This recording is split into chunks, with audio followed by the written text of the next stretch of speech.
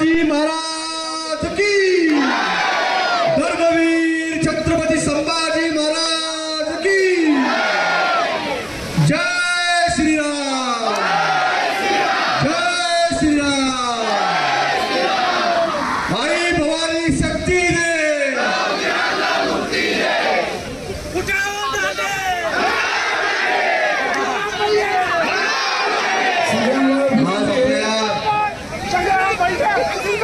भैयाचं भाषण चालू असताना वस्तू थांबवाव्यात. भाषण झाल्यानंतर वस्तू देऊ आपण. अहिल्यानगर शहरामधील आपल्या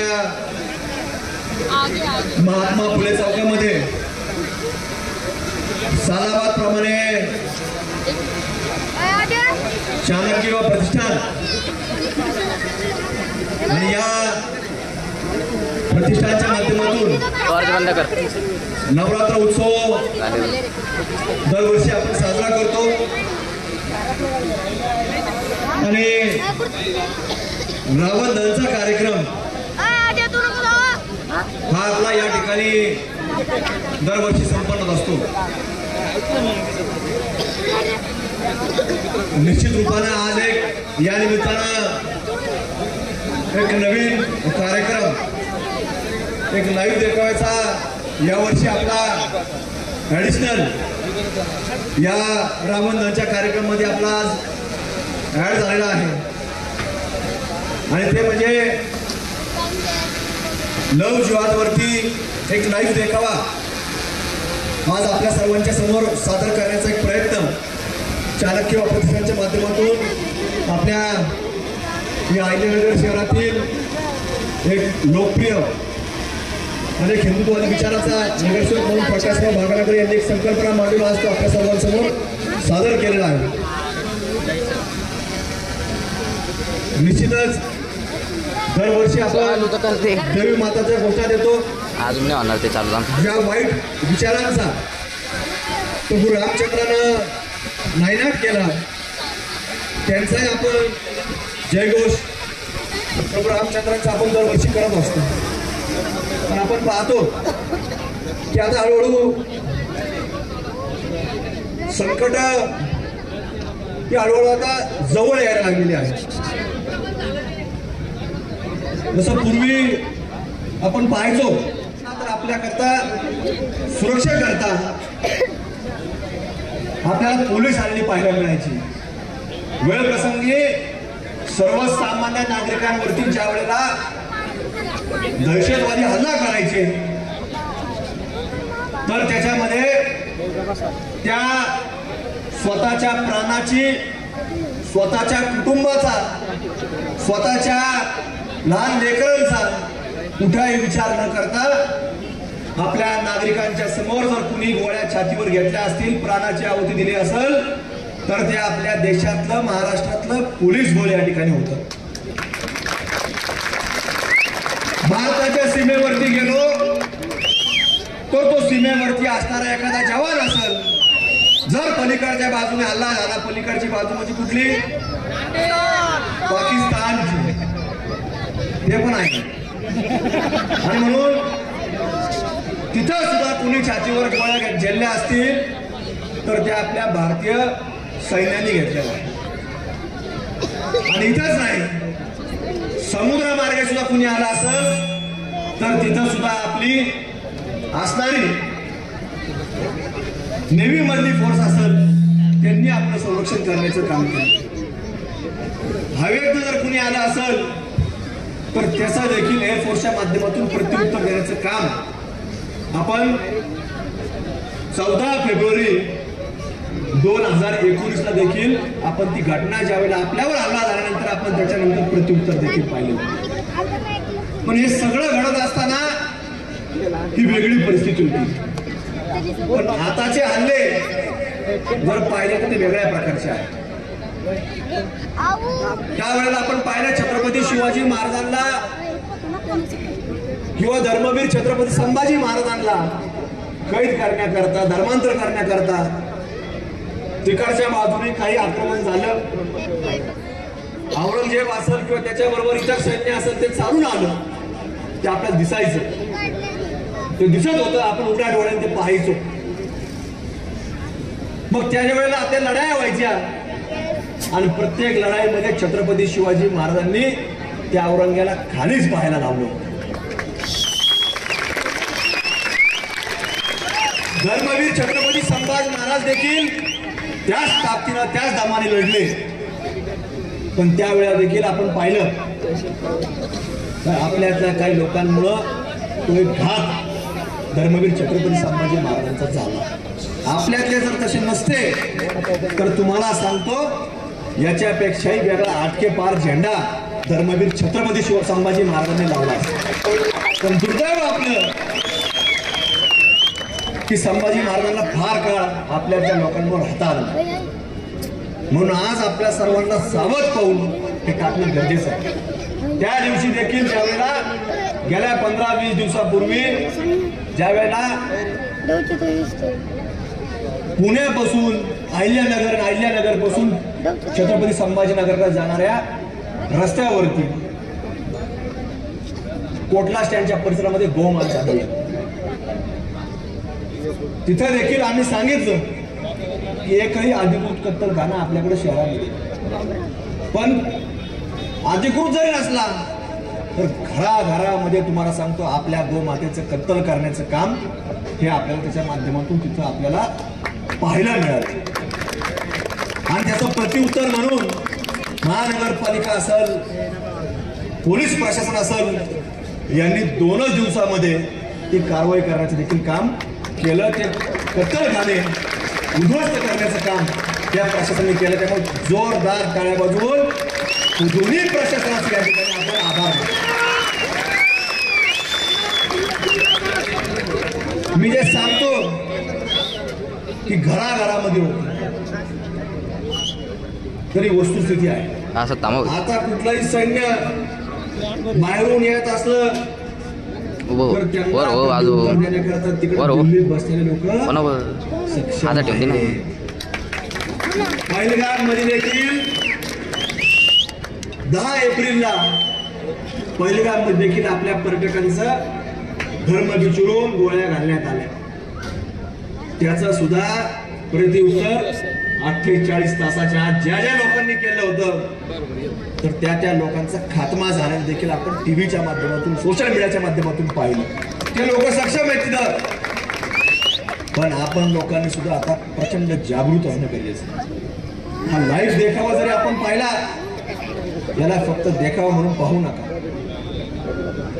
ही संपूर्ण आव्हानं आपल्या तमाम भारत देशातील आपल्या सर्वांसमोर आहे आणि म्हणून आपल्याला प्रचंड जागृत राहणं गरजेचं आहे.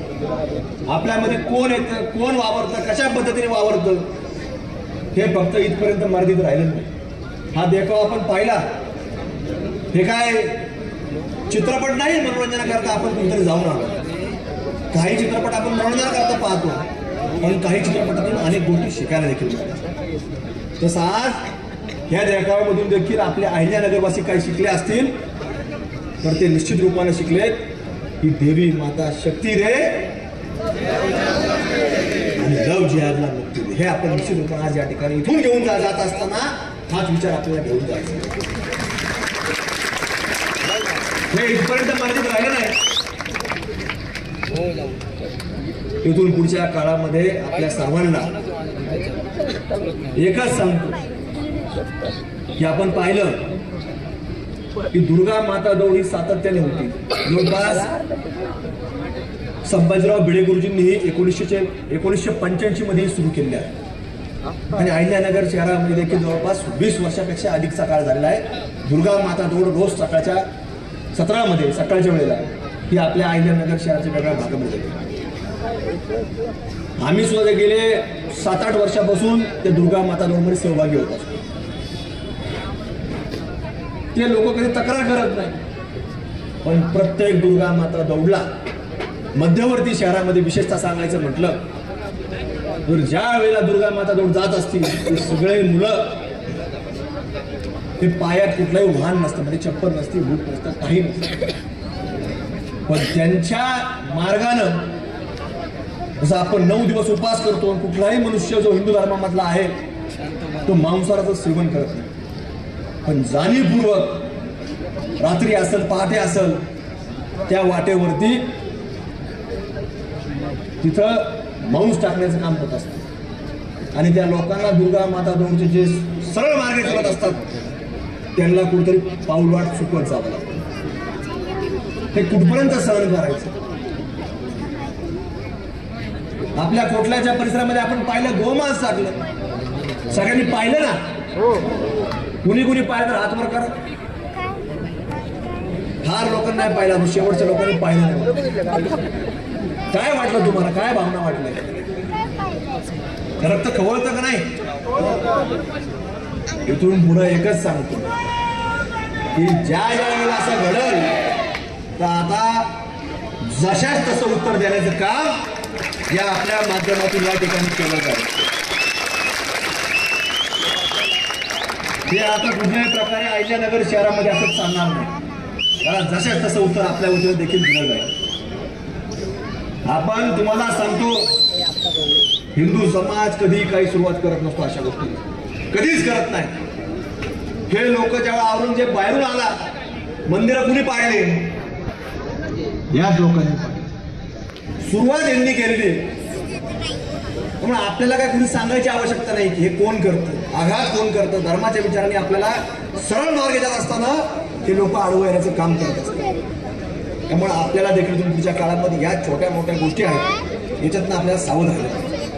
एखादा व्यक्ती चुकत असेल तर त्याला आपल्याला सांगण्याची आवश्यकता असते. आणि म्हणून आज या माध्यमातून मी आता अधिकचा वेळ घेत नाही, त्याचे अनेक मुद्दे आहेत की आज आपल्या इकडं महाराष्ट्र सरकारमध्ये आपण जर पाहिलं तर सरकारच्या नावावर एवढी जमीन नसेल तेवढी वक्फ बोर्डच्या नावाने आज आपल्याला महाराष्ट्रामध्ये जमीन पाहायला मिळते. म्हणजे आज याच्यावरच नाही तर जुनी अहिल्यानगर महानगरपालिका असेल, जुनं जिल्हाधिकारी कार्यालय असेल, अहिल्यानगर शहराचं प्रमुख असणारं कोतवाली पोलीस स्टेशन असेल किंवा अलीकडच्या काळामध्ये वेगवेगळे देवस्थान, आपल्या श्रीगोंद्याचं असणारं शेख मोहम्मद महाराजांचं मंदिर आहे. ते महाराज जरी शेख मोहम्मद वाटत असलं तरी 12 वर्षापासून ती व्यक्ती वारकरी संप्रदायामध्ये काम करणारी, पायी पंढरपूरला जाणारी ही व्यक्ती होती आणि त्यांनी स्वतःने हिंदू धर्म 12 वर्षांनी स्वीकारला. त्या देवस्थानचा वाद असेल किंवा आपल्या अहिल्यानगर शहरातनं आपण ज्यावेळेला मोठा देवीला जातो, मढी देवस्थान आहे, 1500 वर्षापेक्षाही अधिकचा मोठा इतिहास मढी देवस्थानचा आहे. तिथं देखील या बोर्डाने दावा केला की आमचं देवस्थान. आणि अशा शेकडो देवस्थानांवरती ह्या सगळ्या लोकांचा आता एक एक पाऊल पुढे चाललेला आहे. म्हणून हे सगळा विचार हा आपल्याला पुढे घेऊन जाण्याकरता समाजामध्ये काम करायचं. आणि या कामाबरोबर तुम्हाला जबाबदारीने सांगतो, खात्रीने सांगतो, आपण अहिल्यानगर शहरामध्ये जो विकासाचा रथ चालू केला आहे तो कधी थांबणार नाही, ही सुद्धा तेवढ्याच खात्रीने जबाबदारीने तुम्हाला आज सांगतो. यात आपण पाहतो की बऱ्याच वर्षापासून आपला प्रयत्न होता की अहिल्यानगर शहरामध्ये कॉन्क्रीट व्यवस्था झाले पाहिजे, पाणी आलं पाहिजे, ड्रेनेज झालं पाहिजे. आज आपण जर पाहिलं तर जसा पुराचा थैमान आपल्याला महाराष्ट्र आणि देशामध्ये आपल्याला पाहायला मिळालं. पण आज आपण नदी पात्रावर सोडलं, एवढा मोठा पाऊस झाला पण नदी पात्रावर सोडलं तर तुरळक ठिकाणी तुम्हाला सांगतो आपल्याला काही समस्या आल्या पाण्याच्या बाबतीमध्ये, पावसाच्या पाण्याच्या. एवढ्या मोठ्या मध्यवर्ती शहरामध्ये देखील ड्रेनेजच्या लाईन टाकण्याचं आपण काम केलं. फक्त नदीची पातळी जर वाढली तरच पाणी आता पुढे जात नाही, तर जसं नदीची पातळी कमी होती लगेच पाणी बाहेर शहरातून जातं. मध्यवर्ती शहरात जे लोक राहत असतील त्यांना विचारा की मध्यवर्ती शहरामध्ये तर कुठेही पाणी साचत आहे. म्हणून हे कशाचं प्रतीक आहे तर हे तुमच्या सर्वांच्या मतावरती दिलेल्या आशीर्वादाचं प्रतीक हे आज आपल्या कामाच्या माध्यमातून पाहायला होते.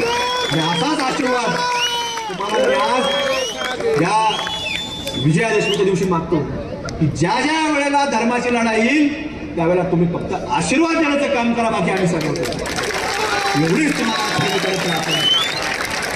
बाकी आमचं मागणं काही नाही. तुम्ही आज आमच्यासारख्या एक म्हणजे अगदी अल्पशा वयामध्ये एकदा नाही तर आज 2 वेळा महानगरपालिकेमध्ये प्रतिनिधित्व करण्याची संधी मिळाली. आज एकदा नाही तर 3 वेळा आमच्यासारख्या एक कार्यकर्त्याला काम पाहून तुम्ही आज संधी दिलेली आहे. आणि म्हणून भविष्यामध्ये देखील ज्या वेळेला या आपल्याला भगव्या टोप्या प्रत्येकाच्या डोक्यावर राहण्याकरता फक्त आशीर्वाद देण्याचं काम करतो. जर तुमचा आशीर्वाद मिळाला नाही तर तुम्हाला सांगतो जसं धर्माकरता लढणारे लोकांचे आज आपण पाहिलं की सैन्य मोठं आलं आणि त्यामध्ये आपल्याला हार पत्करावा लागेल. त्यामुळं आपल्याला त्या संपूर्ण भविष्यामधल्या वेगवेगळ्या आव्हानांना तोंड देण्याकरता आज आम्ही फक्त अहिल्यानगर जिल्ह्यातच नाही, शहरात नाही, तर महाराष्ट्राच्या वेगवेगळ्या जिल्ह्यांमध्ये आज प्रवास करतो. ज्या वेळेला आपल्याला कळलं की कुठंतरी सोशल मीडियाच्या माध्यमातून आम्ही आता जाणार आहे, तर आपल्या नातेवाईक मित्रांना सांगत जा, कुणी मित्र परिवार असेल, नातेवाईक असेल, त्याला सांगत जा की आपला हा मनुष्य अहिल्यानगर मधला हा भगवी पताका घेऊन आपल्या धर्माच्या कामाकरता तिथे येणार आहे, तर तुम्ही सहभाग घ्या. ती शक्ती, ती ऊर्जा, ती आम्ही जसं छत्रपती शिवाजी महाराज, धर्मवीर छत्रपती संभाजी महाराजांनी या स्वराज्याकरता लढाई उभा केली आणि आज आपल्याला स्वराज्य मिळून दिलं. म्हणून आज आपण प्रत्येक जण या ठिकाणी दशेराचा उत्सव साजरा करतो आणि म्हणून तो उत्सव टिकवण्याकरता की आपल्या धर्माची सगळी परंपरा, वारसा जोपासण्याकरता, या संपूर्ण विचारधारेला एक बळ देण्याकरता आपल्या सर्वांना या ठिकाणी मी एक नम्रतेची विनंती करतो.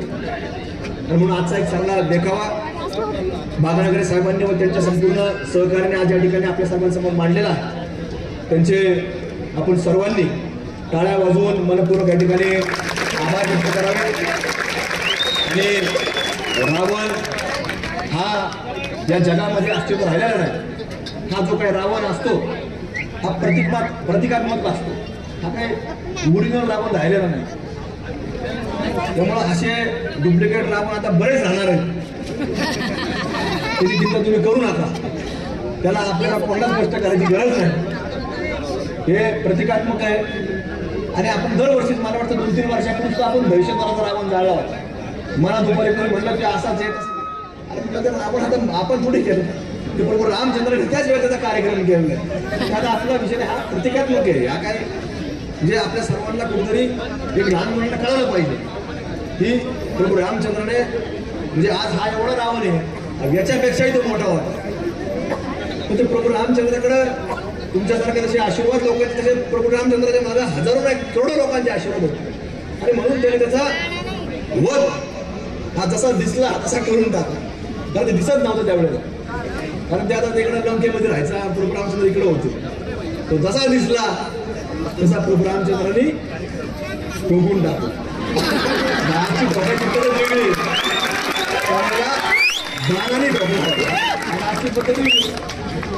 त्यामुळं आजचा रावण हा प्रतिकात्मक आहे. त्यामुळे कुणी असं वेगळा त्याचा अर्थ काढू नये. आणि हा दहशतवादी, कारण आज आपण पाहतो की हा दहशतवाद हा नागरी वस्त्यांपर्यंतपेक्षाही तुम्हाला सांगतो की सर्वात जास्त सुरक्षा असणारं आपल्या भारताचं एक लोकशाहीचं मंदिर म्हणून पार्लमेंट म्हणजे लोकसभा भवन म्हणतो, तिथपर्यंत घुसलेले लोक येते. पण यांना जाळायचं नाही का? आता प्रतिकात्मक आपण पद्धतीने जाळतो, असं तर आपल्याला ते भेटणार नाही. पण आपण प्रतिमाचं जाळायचं नाही का? काय म्हणजे काय मला समजत नाही. आपल्या थोडी काय त्याचं काय, आपलं त्यांचं काय हे काय, ते इकडे आलेत म्हणून तुम्ही या प्रतिमा तरी जाळू आपण, बाकी दुसरा काही विषय नाही. त्यामुळे तुम्ही वेगळा वेगळा अर्थ काढू नये. आणि हे ओरिजिनल फोटो आहे, आपण काय काल्पनिक कुठलेही लावलेलं नाही. तसं ते औरंगजेबाचा दुधाने अभिषेक घालताना काल्पनिक फोटो लावतात, पण हे दहशतवादी हे सगळे ओरिजिनल नावं टाकलेले, सगळे एकही डुप्लिकेट नाव नाही. त्यामुळे हे आपल्याला मुलांना कळालं पाहिजे की नावं काय होती. नाव एक बी आपल्यातलं कोणाचं नाव नसतं. नावं सगळे लक्षात ठेवा कोणते असतात, आपल्यातलं एकही नाव नसतं. त्यामुळं ही सगळी आपल्यासमोर वस्तुस्थिती मांडली पाहिजे. लहान मुलं असतील, आमच्या माता भगिनी असतील, यांच्यापर्यंत हा विषय गेला पाहिजे, जेणेकरून पुढच्या पिढीला हे सगळा संस्कार देत असताना कुठेतरी सांगतील. याच्याकरता हा उपक्रम प्रतिकात्मक रावणाचा कार्यक्रम या ठिकाणी आयोजित केला जातो. म्हणून हा कार्यक्रम या ठिकाणी समारोप होईल. आपण सगळेजण मोठ्या संख्येने आलात, आपले पुन्हा एकदा आभार व्यक्त करतो. आणि आपल्याला या ठिकाणी विजयादशमीच्या मनापासून अशा काही डुप्लिकेट लोक हे वेशभूषा तशी काय उमेद आपले विजयादशमीच्या मनपूर्वक शुभेच्छा व्यक्त करतो.